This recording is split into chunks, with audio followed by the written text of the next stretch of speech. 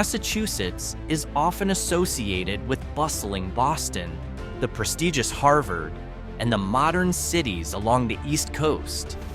But there's another side that rarely gets talked about: quiet small towns, remote places, and even some that have vanished from the map. Some were abandoned for massive projects. Others are still struggling with poverty, and a few stand out just because of how strange they are.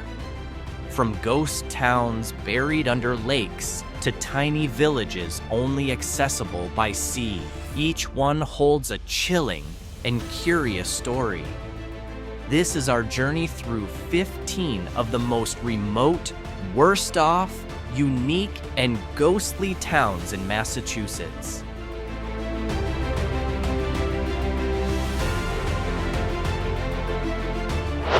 First, let's begin with a small town in Massachusetts called Dana. Life here used to be simple: a church, a school, a general store, and wooden homes that formed the heart of the community. The population was only a few hundred, but it was enough to create a warm, close-knit New England village atmosphere. But all of that came to an end in 1938, when the massive Quabbin Reservoir project forced the town to disappear from the map. Residents were relocated, homes were demolished, and even cemeteries had to be moved. Today, Dana's official population is 0. All that remains are old building foundations, paths that lead into the woods, and a bitter story of how an entire town was sacrificed for the water needs of millions in Boston.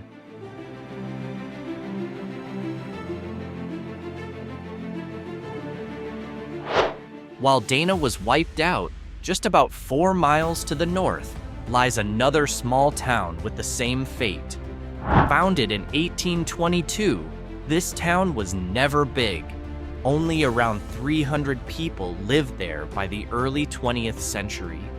It had a tiny town center with a school, a church, and a sawmill that kept the local economy going. People lived off dairy farms and apple orchards, even growing a unique variety called crow's egg, which is now extinct. But the same fate awaited it. In 1938, the creation of the Quabbin Reservoir led to the complete evacuation of this area. No one lives here anymore. What's left are crumbling foundations and roads that vanish into the woods. It feels as if time has frozen here, leaving behind a haunting question. What does it feel like when a town that's been home for generations disappears in the name of a national project?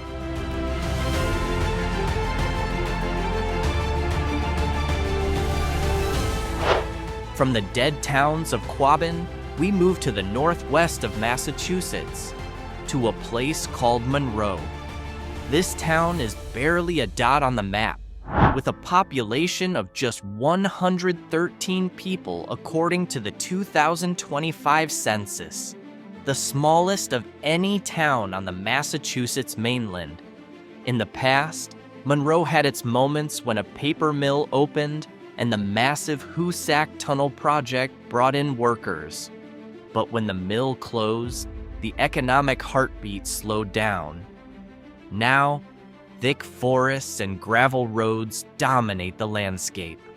There's no local post office, healthcare is far away, and the median age of residents is around 60, making it even quieter than most other small towns.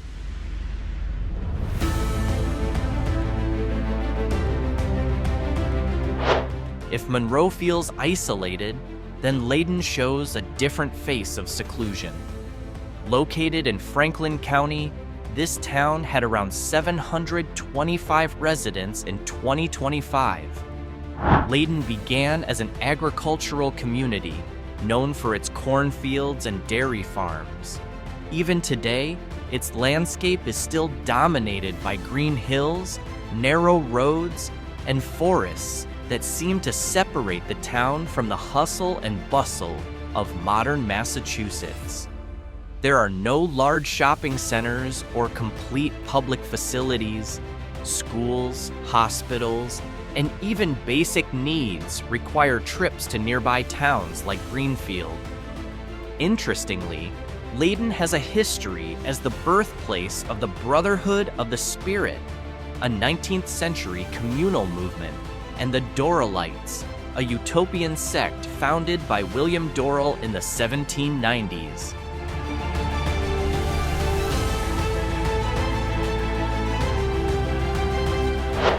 When talking about small towns with classic New England vibes, Petersham must be mentioned. Located in Worcester County, it is home to about 283 residents, making it one of the smallest and most remote communities in central Massachusetts. Petersham has historical charm, a town hall, and white colonial-style church still standing since the 18th century, giving it a postcard-like feel. But behind its beauty, Petersham also faces challenges. Public services are limited, local job options are scarce, and many residents depend on nearby towns like Athol or Barre.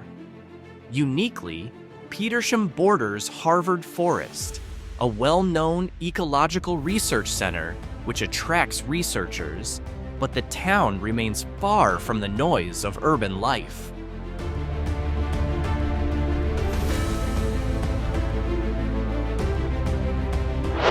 From Petersham, we move further northwest to Rowe, a tiny town in Franklin County that's almost hidden near the Vermont border. Its population is only 417 people. In the past, Rowe was known for its graphite mines and was once the site of the Yankee Rowe nuclear power plant, one of the first in America, before it shut down in 1992.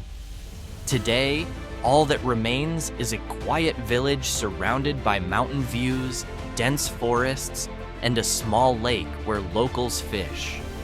There's no busy town center or full public facilities. Even basic daily shopping requires leaving town.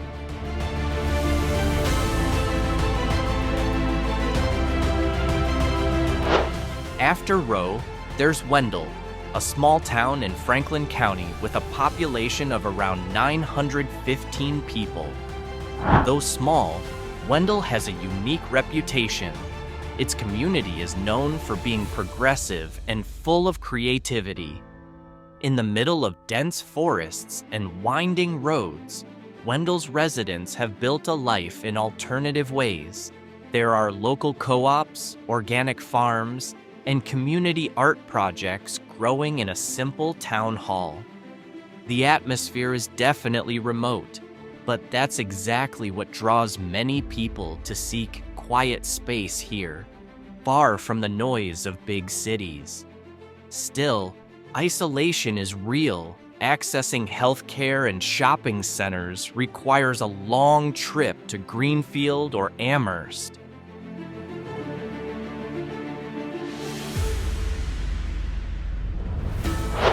If Wendell feels eccentric, Gill has a calmer appearance. Located on the banks of the Connecticut River, this town has around 1,500 residents. At first glance, Gill looks like a classic New England village. Open fields, old wooden houses, and a peaceful vibe that's rarely disturbed. But behind its calmness, Gill is often seen as remote within connection. A main road does pass nearby, but everyday activities, school, hospital visits, shopping, all require crossing into Greenfield or Montague. Here's an interesting fact. Gill holds a piece of old transportation history with the Turner's Falls Gill Bridge, a vital link since the early 1900s.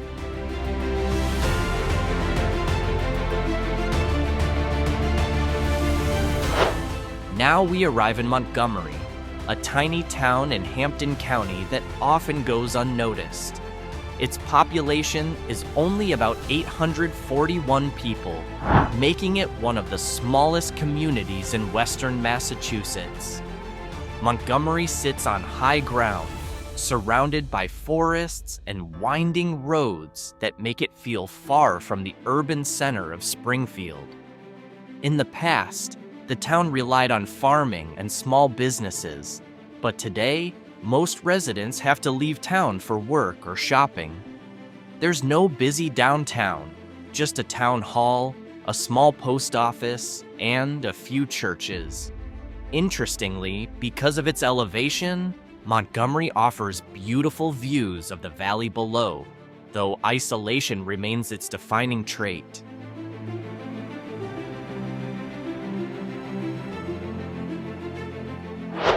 From Montgomery, we head down to Berkshire County to New Marlborough. This town is slightly larger, with a population of around 1,500, but the remote feel is still strong. New Marlborough is known for its small villages like Mill River and Hartsville, which feel more like rural communities than modern towns. Life here is quiet, filled with open fields, calm country roads, and colonial-style homes that are hundreds of years old. Locals rely on small-scale tourism, inns, and local art events as the town's economic pulse. Still, public facilities are limited. Hospitals, high schools, and major stores are all located far outside the town.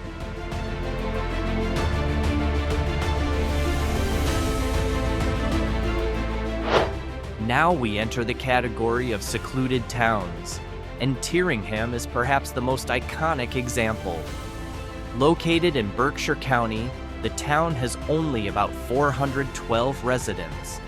Surrounded by mountains and narrow valleys, Tyringham is almost cut off from the outside world. There are no major highways, just winding roads through the forest. The landscape is beautiful.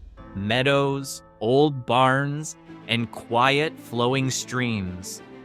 Tyringham was once home to a Shaker religious community, which left behind a legacy of simple yet graceful architecture, including the Shaker Settlement Historic District. Today, it's more often visited by hikers and nature lovers than by new residents.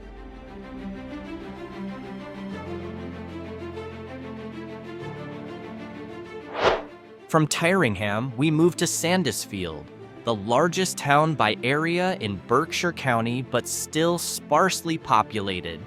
Today, its population is only around 977 people, scattered across forests, hills, and long country roads. Sandisfield is known for its truly isolated feel. There's no clear town center, just small villages spread far apart. Infrastructure is limited.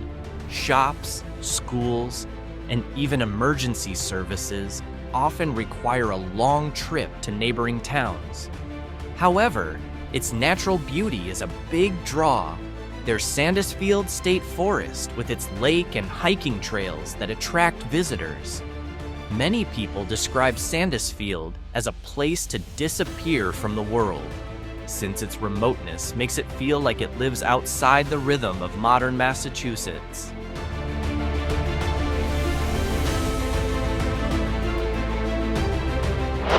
Our next stop is Chester, a small town in Hampton County with around 837 residents.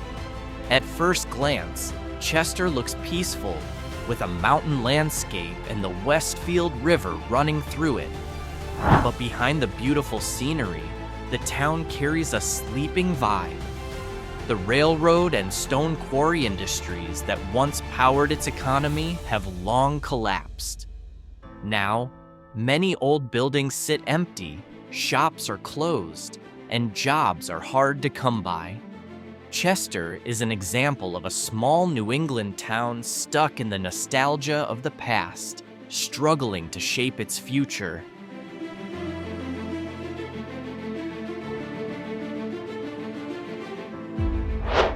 Then there's Adams, peacefully nestled at the foot of Mount Greylock with calming natural views.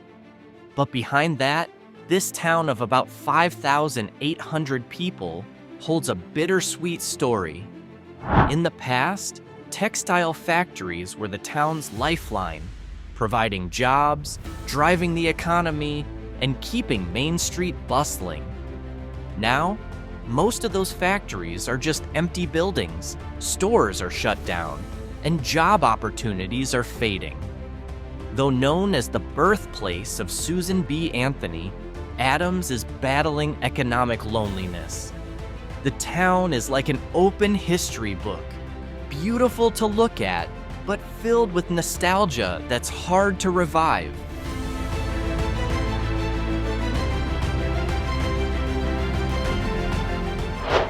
And finally, Southbridge, often called the Eye of the Commonwealth, for once being the largest eyewear industry center in America.